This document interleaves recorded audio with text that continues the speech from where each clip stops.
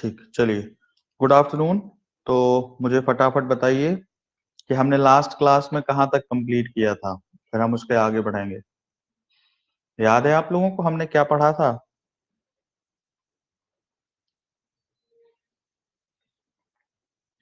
याद है हमने कहाँ तक चीजों को कंप्लीट किया था? यस सर, एक सेकंड बता रहे हैं। वो कुछ चल रहा था, कोशिका का कुछ चल बताइए। रहा था।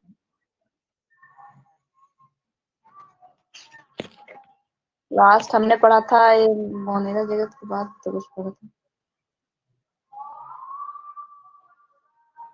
कहाँ तक कंप्लीट बायोलॉजी का किया है था? ना सर? बायोलॉजी नहीं का है नहीं, ना? बायोलॉजी नहीं, हम हिस्ट्री हमें देखना है। आज हिस्ट्री हिस्ट्री का है। हिस्ट्री को हम पढ़ेंगे। हाँ जी। हिस्ट्री का तो बलवन के आगे कहाँ चला गया? एक सेकंड सर।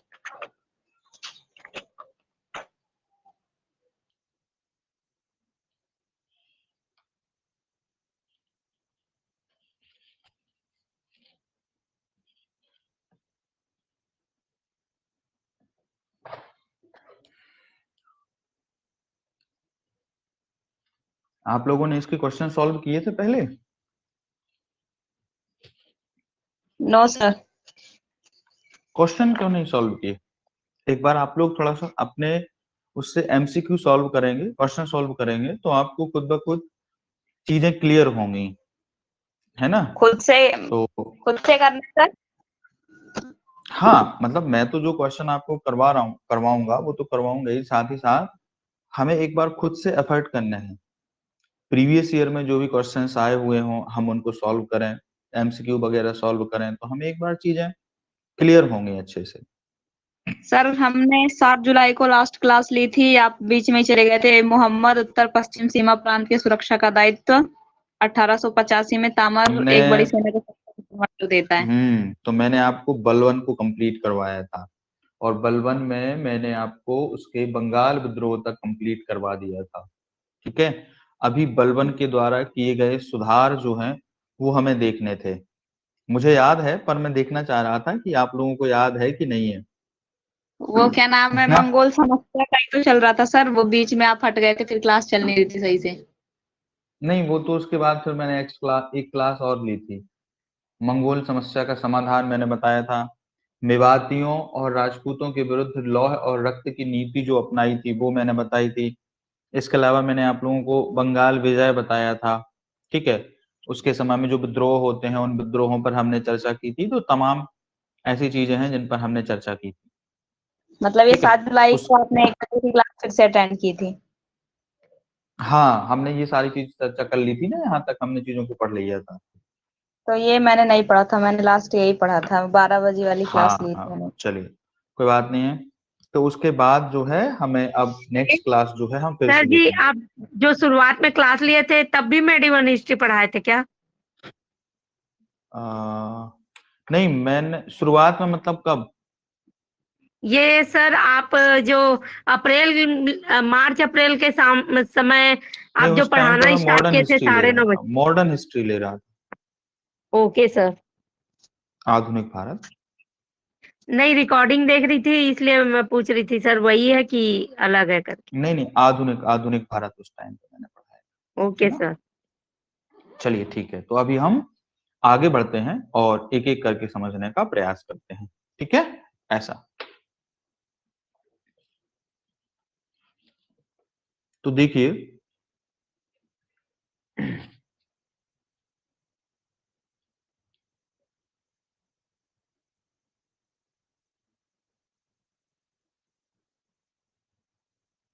ठीक है, सभी को बोर्ड विजिबल हो रहा है? यस सर, दिख रहा है। ठीक है। अभी देखिए, हमें ये देखना है कि बलबन के द्वारा जो सुधार कार्य किए गए थे उन सुधार कार्यों पर हम एक बार चर्चा करेंगे कि बलबन के द्वारा कौन कौन से सुधार कार्य किए गए। ठीक है, ऐसा। तो हम देखेंगे बलबन के द्वारा किए गए सुधार कार्य। सुधार कार्य। ठीक है। देखिए, कार्यों की बेसिकली हम बात करें तो बलबन ने कुछ प्रमुख सुधार कार्य किए। सबसे पहले अगर हम बात करें तो उसके द्वारा सैन्य सुधार किया गया। क्या किया गया? सैन्य सुधार। और सैन्य सुधार में उसने क्या किया तो हमें ये देखने को मिलता है, अभी तक क्या होता था कि जो दिल्ली सल्तनत की सेना हुआ करती थी, वो सेना किसके अधिकार में हुआ करती थी? तो दिल्ली सल्तनत की जो सेना थी वो हम आगे देखेंगे तो इनके जो विभाग हुआ करते थे, तो वो जो वित्त विभाग होता था उसी के अधिकार क्षेत्र में दिल्ली सल्तनत की सेना हुआ करती थी। लेकिन अब बलबन के द्वारा सैन्य सुधार किए गए और सैन्य सुधार करने के पश्चात एक अलग से सैनिक विभाग की स्थापना की गई, जिसको हम कहते हैं दीवान ए आरिज। क्या कहते हैं हम उसको? दीवान ए आरिज। ठीक है, ऐसा। तो आपसे प्रश्न ये पूछा जाएगा कि दीवाने आरिज की स्थापना किसने की थी? तो आप कहेंगे कि दीवाने आरिज की स्थापना किसने की थी? बलबन ने की थी। ठीक है, ऐसा करके। और ये दीवाने आरिज कौन सा विभाग होता था? तो सैन्य विभाग होता था। बात समझे? ऐसा। तो हमें उसके बारे में ये थोड़ा सा जानकारी देखने को मिल जाती है। ठीक है, सबसे पहले इस विभाग का जो प्रमुख बनाया गया था, प्रमुख का मतलब है जो इसका प्रमुख रूप से व्यक्ति नियुक्त किया गया था, उसका नाम था इमादुल मुल्क। क्या नाम था उसका? इमाद उल मुल्क। इमाद उल मुल्क नामक व्यक्ति जो है वो सबसे पहले इस पद पर आसीन हुआ था। कौन से पद पर? दीवाने आरिज। और दीवाने आरिज का जो पद होता था वो कौन सा पद होता था? तो मैंने आपको बताया सैन्य विभाग का पद होता था। ठीक है, ऐसा करके। तो इतनी बात आपको क्लियर हो रही। अगर आपसे कभी पूछा जाता है कि दीवाने आरिज की स्थापना किसने की थी, तो आप बता सकते हैं कि दीवाने आरिज की स्थापना किसने की थी? हमें देखने को मिलता है बलबन के द्वारा की गई थी और ये सैनिक विभाग हुआ करता था। ठीक है, ऐसा करके। इस विभाग का काम क्या होता था? तो देखिए, इस विभाग का काम होता था जो सैनिक हुआ करते थे उन सैनिकों की भर्ती करना। क्या करना? भर्ती करना, उनका वेतन देना। ठीक है, ऐसे करके। इसके अलावा अगर हम बात करें तो सैनिकों के लिए अस्त्र शस्त्रों का निर्माण करना। किसका? अस्त्र और शस्त्रों का निर्माण, अस्त्र शस्त्र जो हुआ करते थे इनकी व्यवस्था करना, ऐसा करके। तो इस तरीके से हमें देखने को मिलता है कि सैन्य विभाग के द्वारा ये सारे के सारे काम जो है वो किए जाते हैं। ठीक है, ऐसा। और इस सैन्य विभाग की स्थापना किसने की थी? तो बलबन के द्वारा की गई थी। बात क्लियर? ऐसा। अभी देखिए, सैन्य विभाग के अलावा बलबन के द्वारा और भी कुछ काम किए गए थे, जैसे हमें देखने को मिलता है तो बलबन ने एक गुप्तचर विभाग की भी स्थापना की थी। किसकी? गुप्तचर। तो एक विभाग था जिसको हम कहते थे गुप्तचर विभाग। कौन सा विभाग था? गुप्तचर विभाग। ये जो गुप्तचर विभाग होता था ये विभिन्न प्रकार की गुप्त सूचनाओं को कलेक्ट करता था और कलेक्ट करके किसको देता था?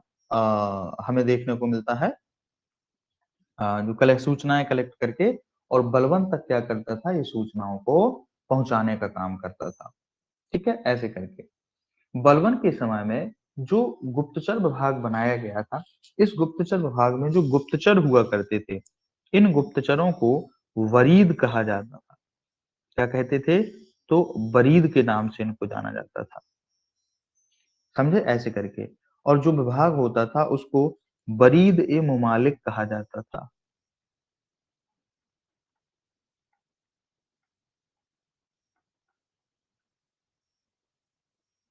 क्या कहते थे? तो वरीद ए मुमालिक के नाम से जाना जाता था। ठीक है, तो गुप्तचर विभाग की भी इसने क्या की थी? स्थापना की थी। ठीक, ऐसा। इसके अलावा बलबन के द्वारा कुछ और भी काम किए गए थे। ठीक है, ऐसे करके। उसने कुछ कुछ चीजों में क्या किया था? सुधार किया था। जैसे कि अगर हम बात करें, उसने जागीरों की जांच करवाई। किसकी? जागीरें। ठीक है, तो उसने जागीरों की जांच करवाई।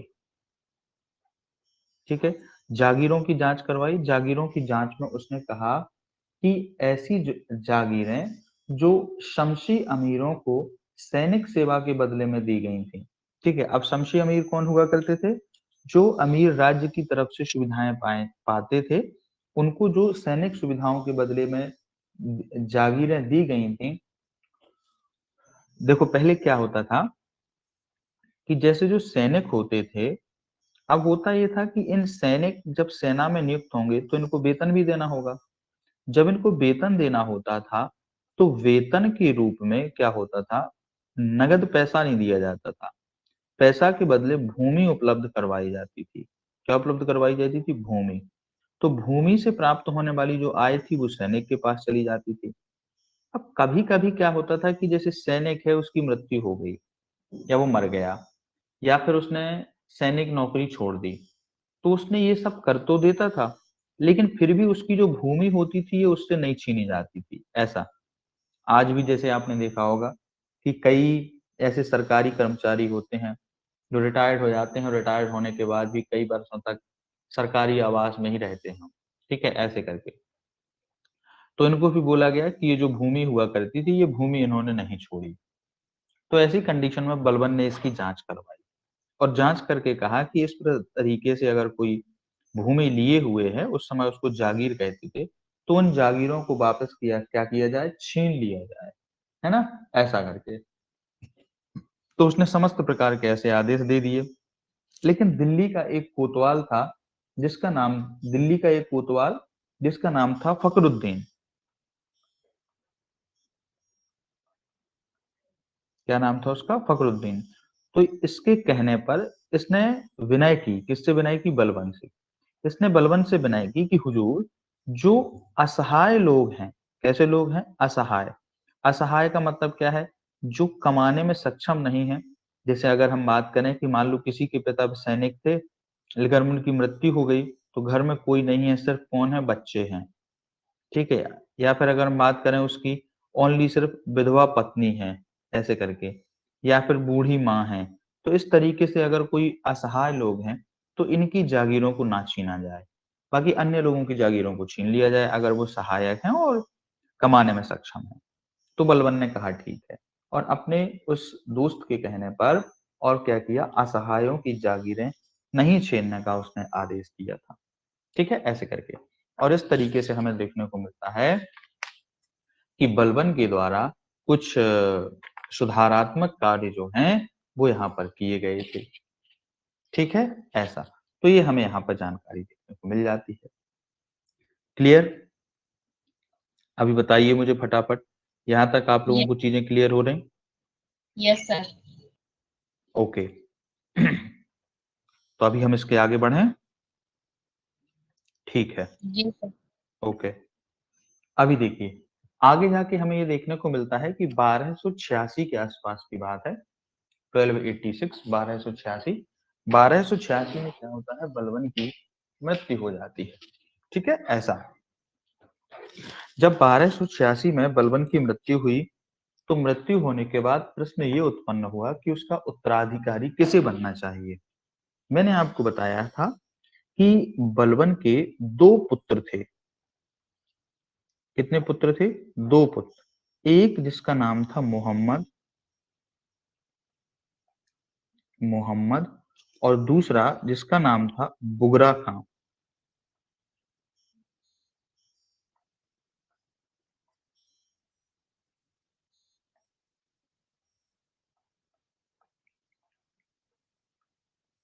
एक मोहम्मद और दूसरा बुगरा खां, ये दो व्यक्ति हुआ करते थे। मोहम्मद की मृत्यु बलबन के समय रहते ही हो गई थी, और बुगरा खां कहाँ का सूबेदार था? बंगाल का सूबेदार था। मैंने बताया था कि बंगाल में अभियान के समय बलबन ने इतनी क्रूरता दिखाई थी कि बुगरा खां वहां इतना घबरा गया था कि बलबन की मृत्यु के बाद भी उसने शासक बनना स्वीकार नहीं किया, और ना ही वह कहाँ आया, दिल्ली आया। ऐसी कंडीशन में बलबन के द्वारा मोहम्मद का एक पुत्र था। किसका? मोहम्मद का एक पुत्र हुआ करता था जिसका नाम था कै खुसरो। क्या नाम था? कै खुसरो।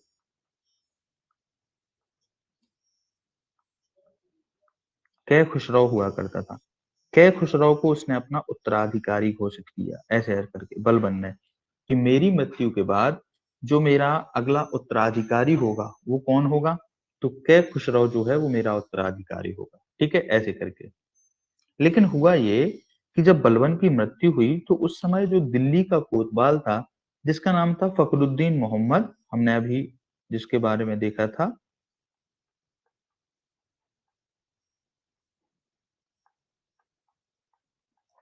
फखरुद्दीन मोहम्मद।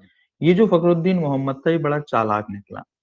ये चाहता था कि शक्ति मेरे हाथ में आ जाए, और इसने क्या किया, कै खुसरो को दिल्ली से बाहर करने के लिए इसने इसको मुल्तान भेज दिया। कहाँ भेज दिया, मुल्तान। और इसको मुल्तान का सूबेदार बना दिया। कहाँ का सूबेदार बना दिया, मुल्तान का। ठीक है, तो ये चला गया मुल्तान। ठीक है, ऐसे करके जब ये मुल्तान चला गया तो जो ये बुगरा खां था बुगरा खां का एक पुत्र था जिसका नाम था कैकुबाद। क्या नाम था दोस्तों, कैकुबाद। कैकुबाद जो की उम्र उस समय लगभग 17-18 वर्ष रही होगी, ये बंगाल से दिल्ली आ गया। क्यों आ गया, अपने दादा की मृत्यु पर। और ये दिल्ली आने के पश्चात इसने फखरुद्दीन की सहायता से और दिल्ली की गद्दी प्राप्त कर ली। और इस तरीके से उसका जो अगला उत्तराधिकारी हुआ बलबन का, वो कौन होता है, तो वो कैकुबाद हुआ। वो कौन हुआ, कैकुबाद हुआ। कैकुबाद 1287 में गद्दी पर बैठता है और 1290 तक जो है वो गद्दी पर बैठा रहता है, ऐसे करके। ये हमें कैकुबाद के बारे में जानकारी जो है वो देखने को मिल जाती है। ठीक है, ऐसा। तो अब अभी समझ में आया कि शासक कैकुबाद कैसे बना। सर ये 1287 से 1290 तक है।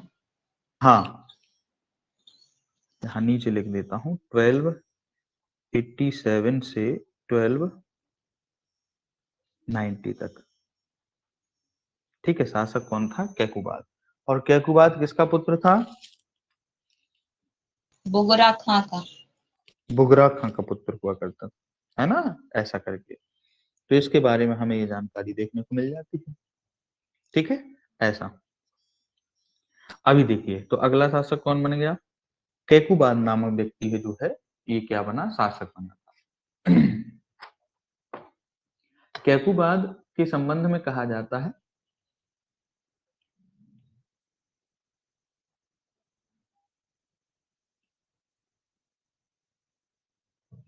कैकुबाद के संबंध में कहा जाता है कि ये शासक बना।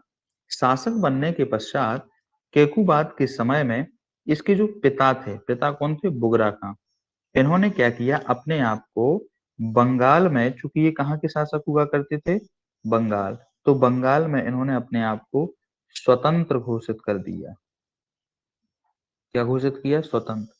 क्यों घोषित किया, इन्होंने कहा कि अब हम दिल्ली में किसी भी प्रकार से कोई टैक्स नहीं देंगे।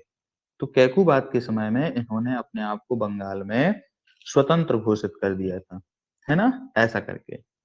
कैकुबाद कुछ समय तक वहां पर क्या करता रहा, शासन करता रहा। लेकिन हमें ये देखने को मिलता है कैकुबाद उतना योग्य व्यक्ति नहीं था। कौन नहीं था, तो उतना योग्य व्यक्ति नहीं था, ये एक अयोग्य शासक था। ये व्यक्ति कैसा था, एक अयोग्य शासक हुआ करता था। अयोग्य शासक होने की वजह से हमें ये देखने को मिलता है कि इसने अपनी सहायता के लिए, एक जगह है जिसको हम कहते हैं समाना, ठीक है, ऐसा करके। समाना नामक एक जो जगह है, समाना के गवर्नर हुआ करते थे जिनका नाम था मलिक जलालुद्दीन फिरोज खिलजी। मलिक जलालुद्दीन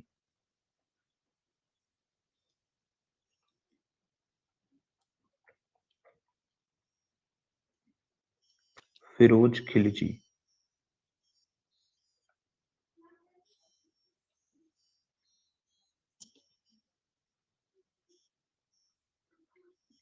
मलिक जलालुद्दीन फिरोज खिलजी को इसने कहाँ बुलाया, दिल्ली बुलाया। ठीक है, और दिल्ली बुलाने के पश्चात इसे वरन का राज्यपाल नियुक्त किया। कहाँ का? वरन का राज्यपाल, और नायब ए ममलिकात के पद पर नियुक्त किया। कौन से पद पर? नायब ए ममलिकात, सॉरी,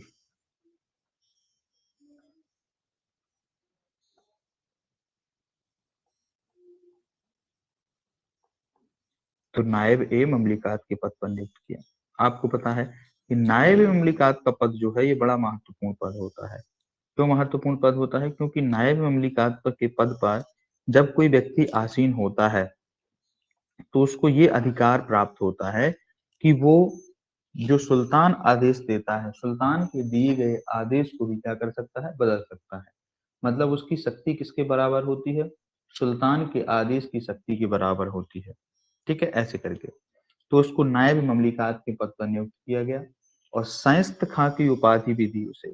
कौन सी उपाधि दी?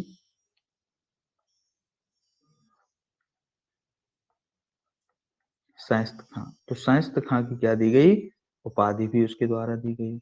ठीक है, ऐसे करके तो ये इसको राज्यपाल बना दिया गया। ये आया, कुछ समय तक ये यहाँ पर रहा। इसने देखा कि कैकुबाद नामक व्यक्ति जो है इसका शासन बड़ा दुर्लभ शासन है, यानी कि दुर्बल शासन है। दुर्बल कैसा? मतलब ये शक्तिशाली व्यक्ति नहीं है। इसने इसको देखा कि ये कैसा है? दुर्बल व्यक्ति है, असहाय है, और राज्य की तरफ इसका कोई भी ध्यान नहीं रहता है। किसकी तरफ? तो राज्य की तरफ इसका कोई भी ध्यान नहीं रहता है। ये सिर्फ किस में बिजी रहता है? तो अपने कामों में बिजी रहता है। ठीक है, जिसकी वजह से उसने इसका फायदा उठाया, मुगल शासन का फायदा उठाया, और फायदा उठाने के पश्चात जलालुद्दीन खिलजी ने क्या किया? इसको, जो कैकुबाद हुआ करता था, उसको कैद कर लिया ऐसे करके, और कैद करने के पश्चात इसे जेल में बंद कर दिया। ठीक है, और शक्ति अपने हाथों में ले ली। ठीक है, ऐसे करके कुछ समय तक ये जेल में बंद रहा। जेल में बंद रहने के पश्चात 1290 में इसने इसकी हत्या करवा दी। क्या करवा दी? हत्या करवा दी। जब इसकी हत्या करवा दी गई तो हत्या करवाने के पश्चात एक नए व्यक्ति को दिल्ली का शासक बनाया गया, और वो नया व्यक्ति कौन था? वो था क्यूमर्स।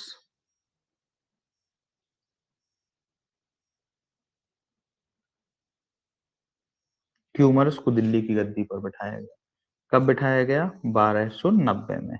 ठीक है, और लगभग 4 महीने तक ये शासक रहा। बाद में हमें देखने को मिलता है कि इसकी भी हत्या करवा दी जाती है, मैं बताऊंगा। ठीक है, ऐसे करके तो इस तरीके से हमें देखने को मिलता है जलालुद्दीन जो क्या था, क्यूमर्स नामक व्यक्ति हुआ करता था, क्यूमर्स को उसने शासक बनाया, और शासक बनने के पश्चात स्वयं उसका क्या बन गया? संरक्षक बन गया। स्वयं उसका क्या बन गया? संरक्षक बन गया, है ना, ऐसा करके। और इसके नाम से लगभग 1 वर्ष तक शासन करता रहा। कितने वर्ष तक? 1 वर्ष तक जो है वो शासन करता रहा। 1 वर्ष के पश्चात जब उसको ऐसा लगा कि अब जो है सत्ता सीधे मुझे अपने हाथों में लेनी चाहिए, तो कहते हैं क्यूमर्स की भी उसने क्या कर दी? हत्या करवा दी। ऐसे करके इसको गायब करवा दिया था। कैसे गायब करवा दिया था? इसको हत्या करवाया, हत्या करवाने के पश्चात इसको कपड़े में लपेटा। ठीक है, और कपड़े में लपेटने के पश्चात इसको वहां से यमुना में फेंकवा दिया था, यमुना में बहा दिया था, ऐसे करके। ठीक है, तो हमें देखने को मिलता है उसे यमुना नदी में फेंक दिया गया था। और इस तरीके से हमें देखने को मिलता है कि जो गुलाम वंश था, गुलाम वंश का अंत हो जाता है। यानी कि जो बलबन के द्वारा इलवरी वंश की स्थापना की गई थी, ये इलवरी वंश कैसा हो गया? तो समाप्त हो जाता है। ठीक है, ऐसे करके। और 1290 में गुलाम वंश भी समाप्त हो जाता है। कौन सा वंश? गुलाम वंश। ठीक है, ऐसा करके। तो यहां तक आप लोगों को ये बातें क्लियर हो रही? यस सर, 1290 में इलवरी वंश का खात्मा हो गया और गुलाम वंश स्टार्ट हो गया। नहीं नहीं, गुलाम वंश को ही हम क्या कहते थे? देखिए, गुलाम वंश की शुरुआत कब से हुई? 1206 से होती है। 1206 से 1290 तक कौन सा वंश चला? गुलाम वंश चला। तो उसी गुलाम वंश के अंतर्गत ही ये इलवरी मुसलमान हुआ करते थे। तो ये अपने आप को क्या कहते थे कि हम इलवरी मुसलमान हैं, ठीक है, ऐसे करके। तो उसको कभी कभी इलवरी वंश भी हमें देखने को मिलता है। बलबन कहता था ना कि हम कौन है, मैं अफरासियाब, मैं इलवरी मुसलमान, ऐसा। तो इस तरीके से क्या हो जाता है, उसका अंत हो जाता है 1290 में, ठीक है, ऐसा। 1290 में जब गुलाम वंश का अंत हुआ तो गुलाम वंश के पश्चात एक नए वंश की स्थापना हुई। कौन सी नए वंश की? जिसको हम कहते हैं खिलजी वंश।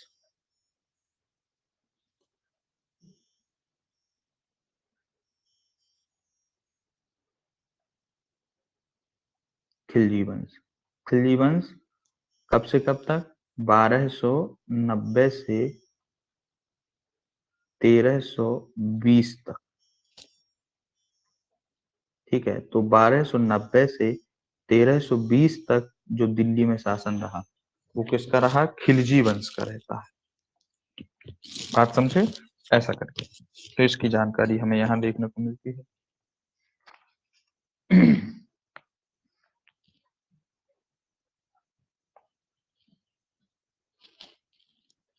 तो अभी हम कौन सा वंश देखना है? खिलजी वंश देखना है, ठीक है, ऐसा। देखिए, जब हम खिलजी वंश की बात करते हैं तो हमें देखने को मिलता है कि खिलजी वंश जो है ये दिल्ली सल्तनत में सबसे कम समय तक शासन करने वाला वंश था। कब से? सबसे कम समय तक, ठीक है। इसने कितने वर्ष शासन किया? तो मात्र 30 वर्ष शासन किया। कितने वर्ष? मात्र 30 वर्ष शासन किया था, ऐसे करके।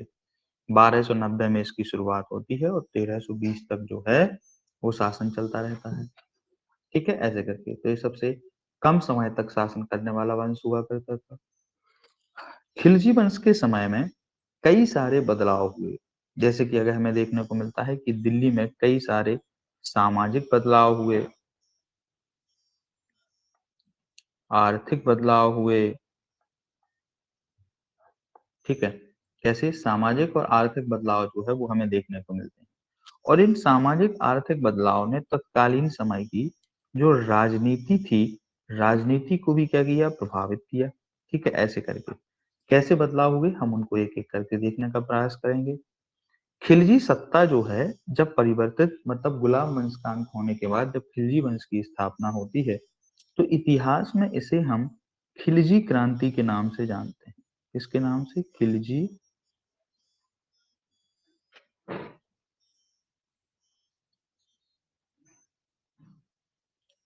इतिहास में इसे हम खिलजी क्रांति के नाम से जानते हैं, ऐसे। खिलजी क्रांति क्यों कहते हैं? देखिए, क्रांति का अर्थ क्या होता है सामान्यतः? परिवर्तन। जब भी कोई क्रांति होगी तो निश्चित रूप से क्या होगा? परिवर्तन होगा। ये जो परिवर्तन होगा वो बड़ा क्विक परिवर्तन होगा। तो खिलजी वंश की स्थापना ने भी बहुत सारी चीजें परिवर्तित की थी। कैसे?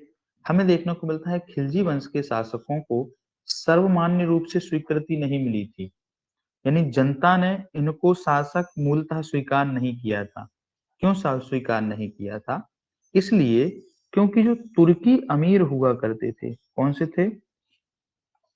तुर्की अमीर हुआ करते थे, वो खिलजियों को निम्न मानते थे कि ये कैसे हैं? निम्न मुसलमान हैं, ऐसे करके। ये उच्च मुसलमान नहीं है और सत्ता को स्वीकार नहीं करते थे। साथ ही वो खिलजियों से घृणा करते थे, ऐसे करके। खिलजी कौन थे? तो देखिए, इसके बारे में मैं आपको बता दूं कि खिलजी कोई व्यक्ति नहीं थे।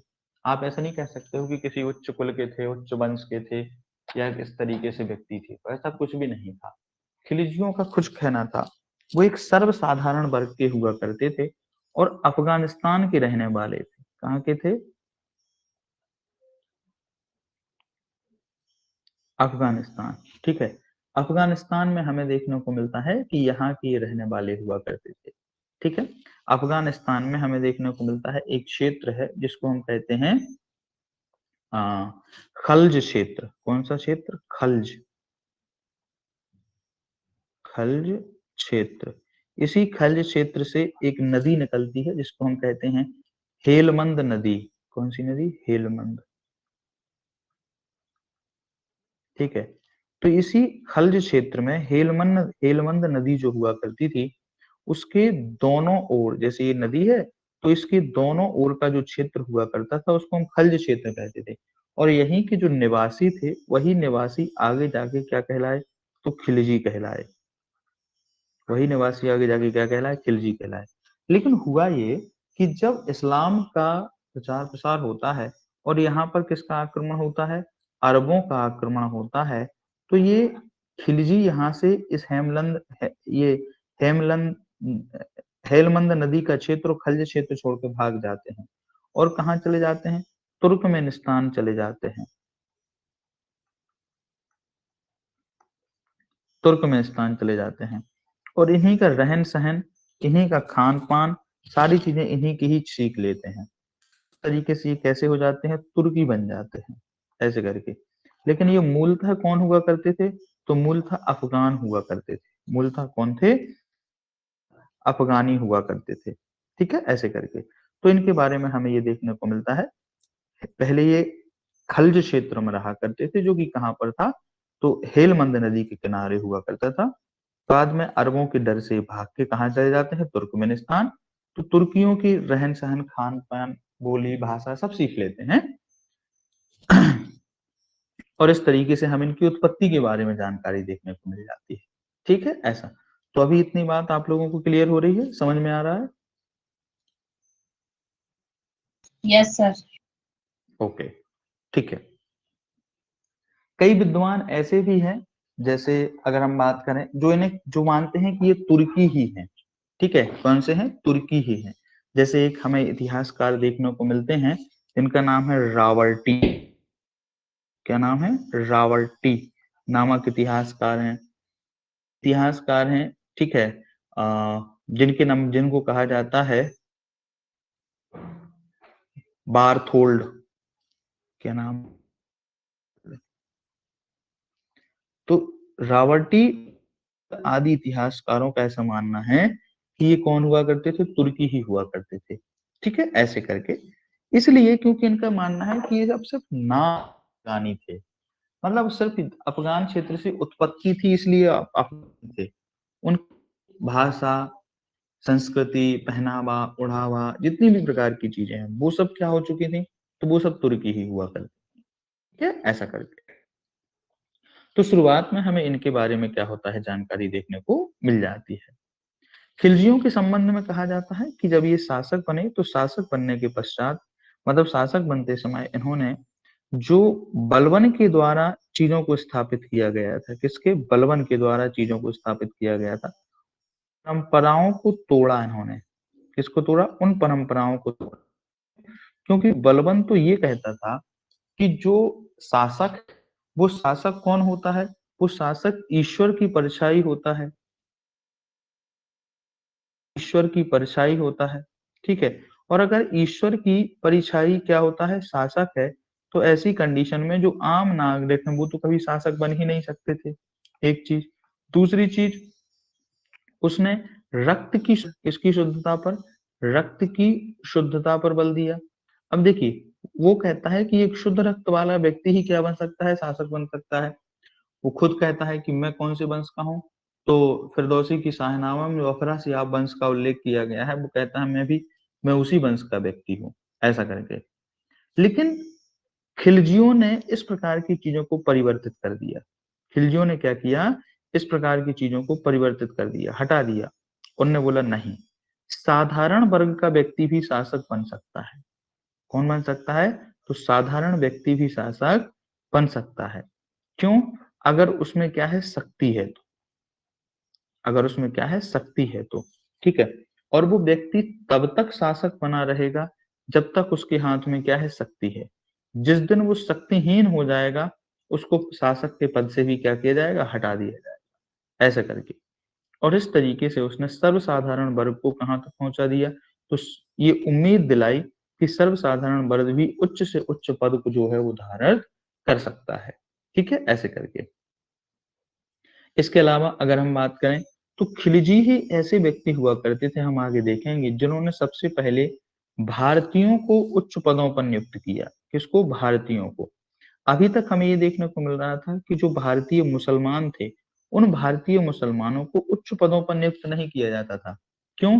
क्योंकि इनको, ये नए मुसलमान हुआ करते थे और इसलिए इनको इतना योग्य नहीं समझा जाता था। क्या नहीं समझा जाता था? योग्य नहीं समझा जाता था। लेकिन खिलजियों ने ऐसा नहीं किया। उन्होंने भारतीयों को योग्य समझा और उच्च पदों पर भी नियुक्त किया। कैसे पदों पर? उच्च पदों पर भी उसने नियुक्त किया। उसने कुलीनता को महत्व नहीं दिया। किसको? कुलीनता को। बल्कि उन्होंने योग्यता को महत्व दिया। किसको महत्व दिया? योग्यता को महत्व दिया, ऐसे करके। तो ये भी परिवर्तन हुआ। दूसरा हमें देखने को मिलेगा कि धार्मिक रूप से भी कुछ कुछ परिवर्तन हुए। जैसे हमें देखने को मिलता है कि इन्होंने क्या किया, धार्मिक रूप से जो धर्म है, धर्म और राजनीति, तो धर्म और राजनीति, इन दोनों का पृथक्करण किया। उन्होंने कहा कि धर्म अलग चीज है, राजनीति अलग चीज है। धार्मिक मुद्दे की चीजों को राजनीति में मैं एक्सेप्ट नहीं करूंगा। यानी कि उसने कहा कि जो धर्म के प्रमुख लोग हैं, जो धर्म की रक्षा करने का काम करते हैं, धार्मिक जो है, जैसे मौलवी हो गए, काजी हो गए, अमीर हो गए, तो उन्होंने कहा कि ये जो व्यक्ति हैं, ये इनका हस्तक्षेप सिर्फ धर्म तक रहेगा। कहाँ तक रहेगा? धर्म तक। इनका हस्तक्षेप राजनीति में उसने स्वीकार नहीं किया।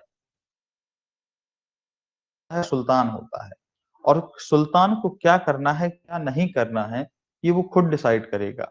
ठीक है? किसी के कहने पर या किसी से प्रभावित होके वो क्या करेगा, अपना निर्णय नहीं लेगा। ठीक है? और ना ही वो किसी भी प्रकार के दबाव में आ सकता है, भले ही धर्म ही क्यों ना हो।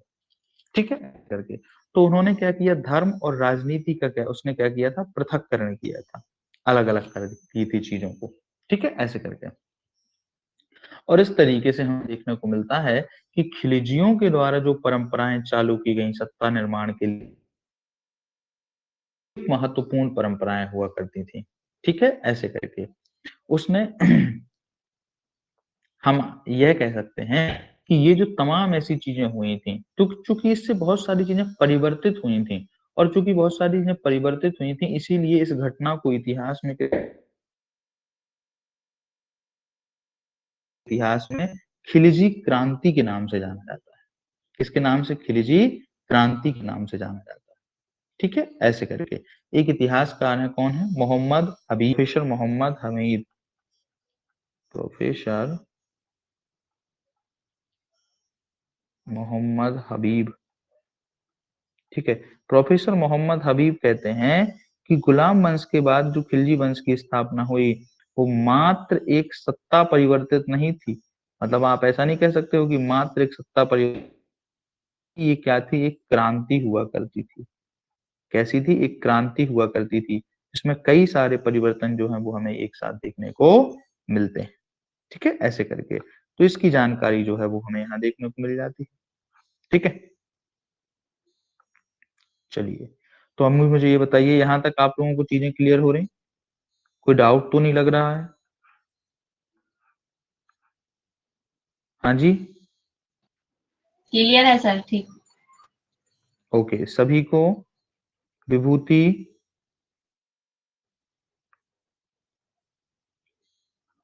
आशीष, आशीष आपका फर्स्ट डे है क्या आज, या पहले पढ़ चुके हैं आप? नहीं सर, अभी अभी जस्ट ज्वाइन किया हूँ सर, मतलब 2-3 मिनट में। ओके, आज फर्स्ट डे है आपका। Yes sir. ठीक है, कोई बात नहीं। मेरा नाम मनीष मिश्रा है। अभी क्लास चल रही है, वो हिस्ट्री की क्लास चल रही है। हिस्ट्री की क्लास में मैं मिडाइवल हिस्ट्री यानी मध्यकालीन इतिहास जो है उस पर हम चर्चा कर रहे हैं अभी, है ना? ऐसा। यस तो जस्ट सर। उसका हम एक नया टॉपिक स्टार्ट करने वाले हैं, खिलजी क्रांति। आप समझने की कोशिश कीजिएगा, और फिर भी अगर आपको कोई बीच में डाउट लगता है तो आप मुझसे बाद में पूछ लीजिएगा। ठीक है? कि ये क्या डाउट है और हमें चीजें समझ नहीं आ रही हैं, कोई भी आपको ऐसा लगता है तो आप पूछ सकते हैं। ठीक है? ठीक है सर, ओके। ओके ओके, ठीक है आशीष। चलिए फिर हम आगे बढ़ते हैं। देखिए अभी हम पढ़ते हैं खिलजी वंश के संस्थापक को। तो अगर हम बात करें खिलजी वंश,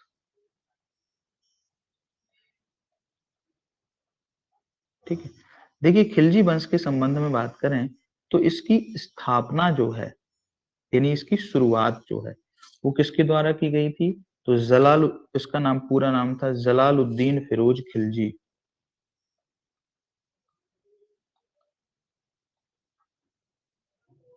जलालुद्दीन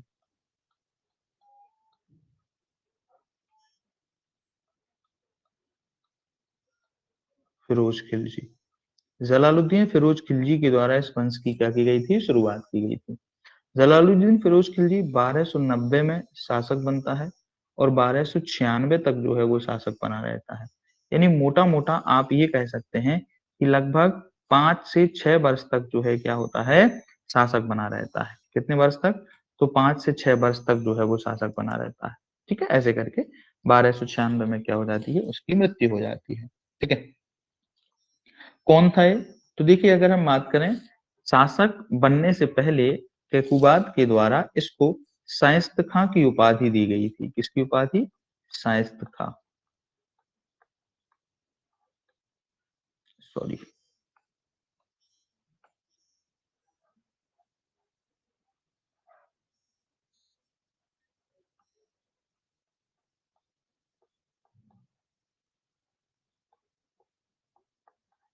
ठीक है, तो शासक बनने से पहले इसको शाइस्त खां की उपाधि दी गई थी।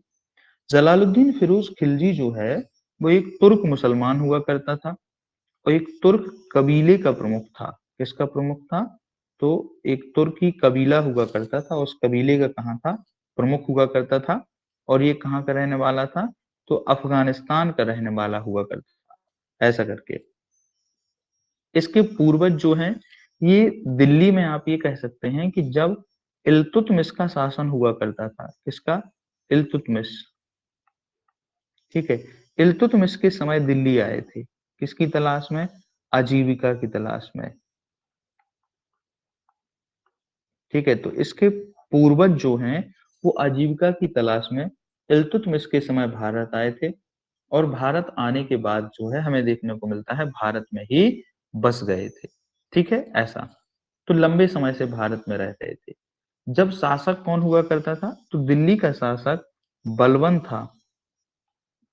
बलबन के समय में जो जलालुद्दीन फिरोज खिलजी हुआ करता था, सबसे पहले ये बलबन की सेवा में पहुंचा था। ठीक है, और बलबन के समय से ही ये दिल्ली सल्तनत में सेवाएं दे रहा था। इसके संबंध में कहा जाता है एक अच्छा सैनिक हुआ करता था। कैसा था? सैनिक था, कुशल सैनिक हुआ करता था। ठीक है, और इसी वजह से इसका जल्दी जल्दी प्रमोशन भी होता गया। जब जल्दी जल्दी प्रमोशन हुआ तो प्रमोशन होते होते ये जल्दी से कहां तक, कौन से पद तक पहुंच गया था? तो हमें ये देखने को मिलता है सर ए जहांदार के पद पर पहुंच गया था। कौन से पद पर? सर ए जहांदार। ठीक है, सरे जहांदार का मतलब क्या होता है? सरे जहांदार का मतलब होता है सुल्तान का अंगरक्षक। अंगरक्षक मतलब बॉडीगार्ड। ऐसा आज आप देखते हैं ना कि जैसे प्रधानमंत्री की सुरक्षा में क्या होते हैं? बॉडीगार्ड होते हैं, पूरी एक सुरक्षा पंक्ति होती है। वैसे ही क्या होता है, जो भी शासक बनता था तो उसकी भी एक सुरक्षा पंक्ति हुआ करती थी। कहां तक सर ए जहांदार या अंगरक्षक गया था अपनी योग्यता के बल पर। ठीक है, ऐसे करके। इसके अलावा तो किसके समय में, जब कैकुबाद का शासक हुआ करता था तो कैकुबाद के समय में उसे समाना का सूबेदार भी बनाया गया था। हमने देखा था समाना का सूबेदार भी बनाया गया था। तो कहने का मतलब ये है कि पहले भी ये बड़े पदों पर क्या हो चुका था? अपनी योग्यता के बल पर पहुंच गया था। लेकिन आगे जाके इसने किसकी हत्या की? तो हमें देखने को मिलता है कैकुबाद की हत्या की। कैकुबाद की हत्या करने के बाद फिर क्यूमर्स की हत्या की और क्यूमर्स की हत्या करने के पश्चात क्या बनता है? स्वयं दिल्ली का शासक बनता है और शासक बनके स्वयं को दिल्ली का सुल्तान घोषित करता है। तो इस तरीके से ये क्या बना था? दिल्ली का सुल्तान बना था। ठीक है, तो ये प्रारंभिक जीवन होने के का मतलब प्रारंभिक जीवन की जानकारी हमें देखने को। शासक बना तो शासक बनते समय इसका विरोध भी हुआ करता था। क्यों विरोध भी हुआ था? क्यों? क्योंकि ये पहला व्यक्ति, पहला गैर हुआ करता था। कौन सा था? गैर तुर्की व्यक्ति था जो शासक बना था। जो तुर्की अमीर हुआ करते थे उन तुर्की अमीरों ने क्या किया था, इसका विरोध करना प्रारंभ किया था। ठीक है, ऐसे करके जब ये शासक बना तो शासक बनने के पश्चात ये दिल्ली में नहीं रहा। ये शासक कब बना था, तो मैंने आपको बताया 1290 में। एग्जैक्ट डेट अगर हम 12 जून कब बना था, 12 जून 1290।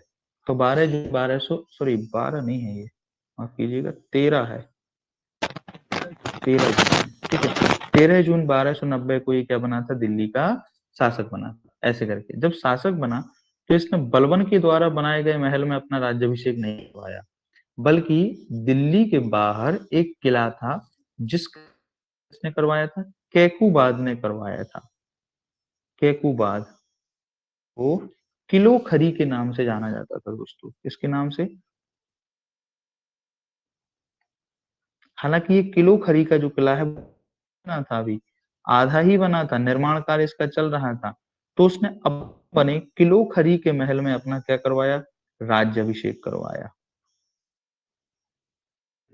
अब इसके क्या कारण थे, ठीक है, इसके क्या कारण थे कि इसने यहाँ पे अपना राज्याभिषेक करवाया। तो देखो कारण थे, कारण ये थे कि अगर वो दिल्ली में अपना राज्याभिषेक करवाता, हो सकता था दिल्ली की जनता क्या करती, उसके विरुद्ध विद्रोह कर देती। तो उसको एक तो ये भी डर था, दूसरा उसने इसलिए उसको ये लग रहा था कि अगर हम किलोखरी में पर करवाएंगे तो उसने मैसेज दिया, एक एक इमोशनल मैसेज दिया कि चूंकि दिल्ली के महल में बलबन ने शासन किया है और मैं बलबन का कौन रहा हूं, तो एक उसके अधीन काम करने वाला एक सैनिक रहा हूं, तो मैं उस सिंहासन पर स्वयं, जिस सिंहासन पर कभी कौन बैठता था, बलबन बैठा करता। और इस तरीके से उसने नाटकीय ढंग से अपने आप की इस चीज को क्या किया था, बतलाने की कोशिश की थी। ठीक है, ऐसे करके दिल्ली की जनता जो है वो इमोशनली क्या करे, उसको स्वीकार कर ले। ठीक है, ऐसे करके तो दूसरा एक ये भी कारण हुआ करता था। ठीक है, और यही कारण था कि उसने अपना राज्याभिषेक कहाँ करवाया था, करवाया था, और किलो में ही कुछ समय तक रहा। जब वो शासक बना तो शासक बनने के पश्चात उसने से अमीर शब्दों में कहा था, मतलब जो अमीर हुआ करते थे उनसे बड़े भावुक शब्दों में कहा कि तुम जानते हो कि मेरे पूर्वजों में कोई भी शासक नहीं था का अभिमान हूँ और गौरव मुझे विरासत में सभी मिलते हैं। सुल्तान बलबन यहाँ बैठते थे और मैंने उनकी सेवा की है। गौरव को मेरे हृदय ने अभी त्यागा नहीं है। यह महल बनवा जब वह खान था और यह उसकी और उसके पुत्रों संबंधियों की संपत्ति है। ठीक है, तो उसने इस प्रकार की लाइनों और शब्दों का उपयोग, जो वहां की जनता है उसको ये लगे कि नहीं नहीं ये कैसा है, बहुत अच्छा व्यक्ति है। अपने पूर्वजों, या अगर हम बात करें जो बल इसके पहले जो शासक हुआ करते थे उनसे क्या है, ये बड़ा प्रभावित है। ठीक है, ऐसे करके और उसकी इस बातों से दिल्ली की जनता और अमीर बड़े प्रभावित हुए और उसको, ठीक है, ऐसे करके और इस तरीके से स्थापना हुई और जलालुद्दीन फिरोज खिलजी जो है वो क्या बनता है, शासक बन जाता है। ठीक है, ऐसा तो मुझे जल्दी से बता दी।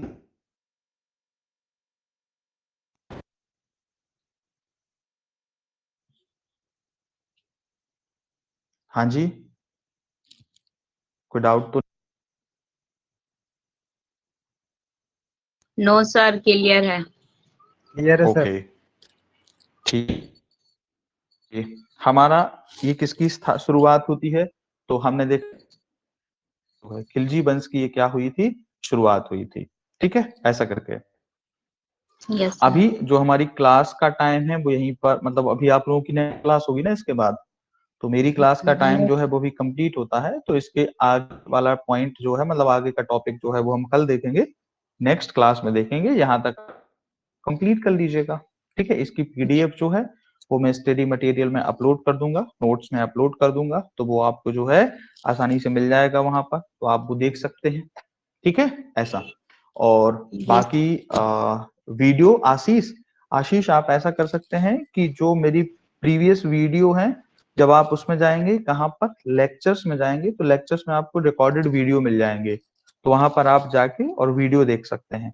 पीडीएफ जो है वो आपको स्टडी मटेरियल में मिलेगी, जो भी मैंने अभी तक पढ़ाया है या आज की भी जो पीडीएफ है वो आपको स्टडी मटेरियल में मिल जाएगी, तो आप क्या कर सकते हैं, वहां से देख सकते हैं। ठीक है आशीष? ठीक है सर। सर ओके, एक ठीक है। जानकारी चाहिए थी। जी जी बताएं। सर ये अभी एनसीईआरटी बैच चल रहा है ना, आई थिंक। क्या? सर एनसीईआरटी बैच चला रहे हैं आप अभी? जी हाँ, जी हाँ।